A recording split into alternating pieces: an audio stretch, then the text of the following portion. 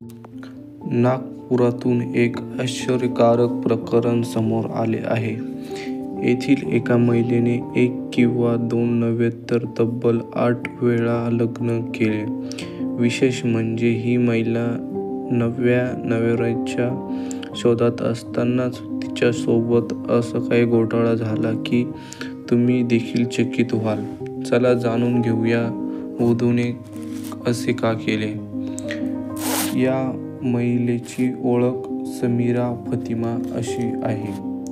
उच्च शिक्षित आणि शाळेत शिक्षिका म्हणून काम केलेली समीरा सोशल मीडियाच्या माध्यमातून विवाहित पुरुषांना आपल्या प्रेमाच्या जाळ्यात अडकवायची.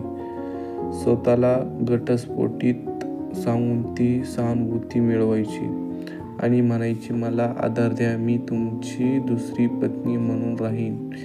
या बहाण्याने ती पुरुषांशी लग्न करायची, सुहागरात साजरी करायची आणि मग त्यांचे हृदय तोडायची. होय, ही महिला एका महिन्याच्या आत भांडण करून ब्लॅकमेलिंग सुरू करायची. असा कांड तिने 1 किंवा 2 नव्हे तर 8 विवाहित पुरुषांसोबत केला आहे. आता ही नव्या पतीच्या शोधात होती. पोलिसांना संशय आहे की गेल्या 15 वर्षांपासून ती ही फसवणूक करत होती.